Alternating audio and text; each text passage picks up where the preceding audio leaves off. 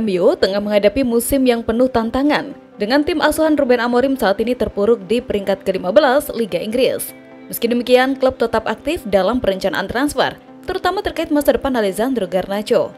Menurut laporan terbaru, MU telah mengidentifikasi Matheus Cunha dari Wolverhampton Wanderers sebagai calon pengganti Garnacho jika winger asal Argentina itu hengkang pada musim panas mendatang. Minat terhadap Garnacho terus meningkat, dengan Napoli dan Chelsea dilaporkan tertarik mendatangkannya pada jendela transfer Januari 2025. Spekulasi kini muncul kedua klub tersebut bisa kembali mencoba merekrutnya pada musim panas. Give Me Sport mengabarkan Cunha telah menjadi target utama MU dan klub siap mengaktifkan klausul pelepasannya senilai 62 juta pounds jika Garnacho benar-benar pergi.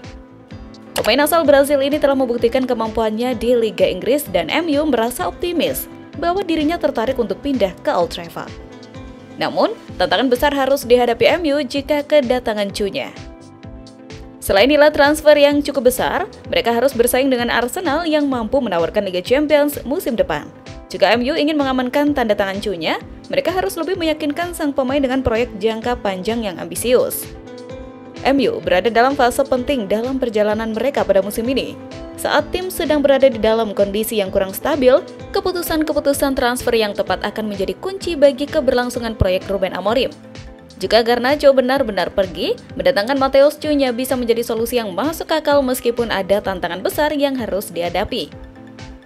Sementara itu ada kabar baik datang bagi Manchester United. Ada dua pemain mereka yang bisa comeback di pertandingan melawan Everton. Menurut laporan itu, dua pemain yang akan bergabung kembali bersama Manchester United adalah Christian Eriksen dan Leny Yoro. Kedua pemain itu mengalami sakit di akhir pekan kemarin, sehingga mereka tidak bisa ikut berangkat ke markas Tottenham. Namun kini kondisi kedua bek sudah membaik dan mereka berdua siap tampil bersama tim utama Manchester United.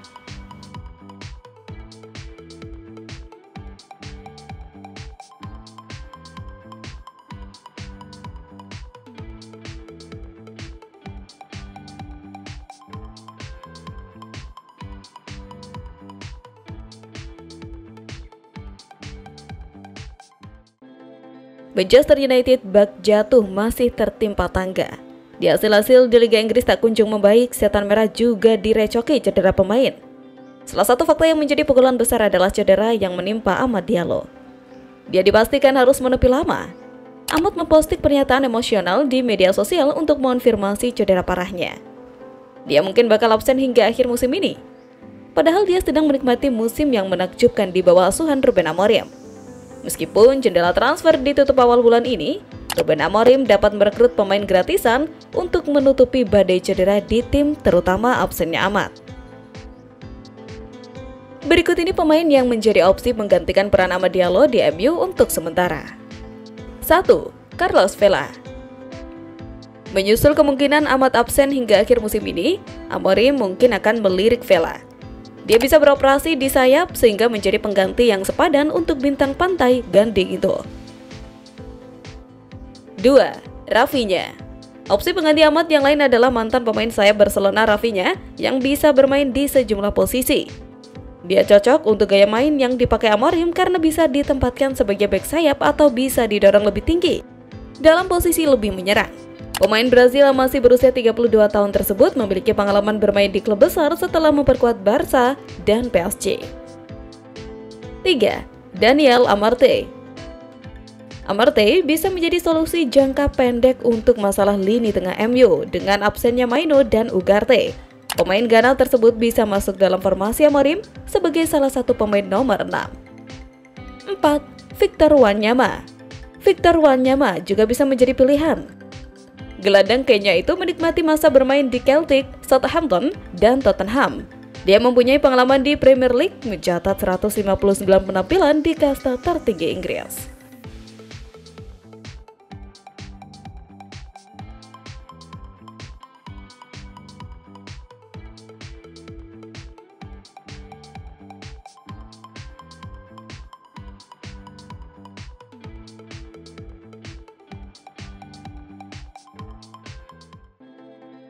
Pemain pinjaman dari Manchester United, Anthony, kembali tampil memukau untuk Real Betis. Bahkan, dia menorehkan gol dan assist kala Real Betis membantai Real Sociedad 3-0 di Stadion Benfica Villamarin Senin 17 Februari 2025 dini hari. Sejak itu Real Betis mulai mendominasi permainan. Pada menit 33, Antony dilanggar di kotak penalti, tetapi eksekusi Lo Celso ditepis. Babak pertama pun berakhir dengan skor kacamata. Saat babak kedua berjalan 6 menit, Antony melakukan tendangan voli yang menghujam keras ke gawang Real Sociedad. Gol Antony membawa Real Betis unggul 1-0. Marc Roca kembali menjadi pembeda di laga ini pada menit ke-69. Mendapat passing datar dari Antony, Marc Roca melepaskan tembakan dari luar kotak penalti yang gagal dibendung kiper lawan. Skor 3-0 pun menutup pertandingan tersebut untuk kemenangan tuan rumah. Antony dipilih menjadi pemain terbaik dalam laga ini dengan kontribusi 1 gol dan 1 assist. Antony bersinar di Real Betis, MU makin terpuruk.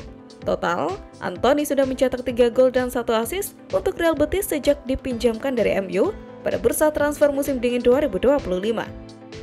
Sementara itu, kala Antony tampil gemilang dalam kemenangan 3-0 Real Betis atas Sociedad, MU justru takluk 0-1 dari Tottenham Hotspur dalam lanjutan Premier League musim ini. Di sisi lain, pelatih Manchester United Ruben Amorim menyebut kerjanya di klub berjuluk Setan Merah tersebut sangat berat.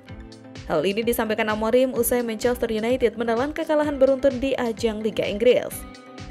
Sebelum dibungkam Spurs, MU pun dikalahkan Crystal Palace dengan skor 0-2.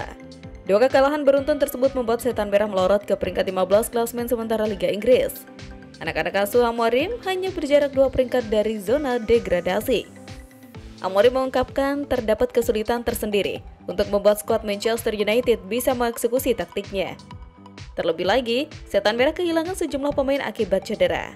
Pelatih asal Portugal itu pun meminta supporter tetap mendukung saat United dalam tren negatif.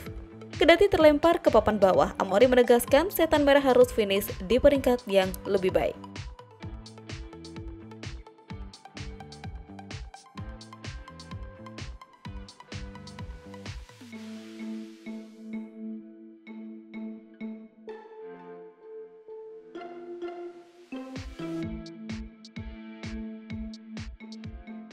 Manchester United dikecewakan pertahanan yang terlalu statis dan lini depan yang terlalu tumpul, sehingga dibekap 1-0 oleh Tottenham Minggu 16 Februari.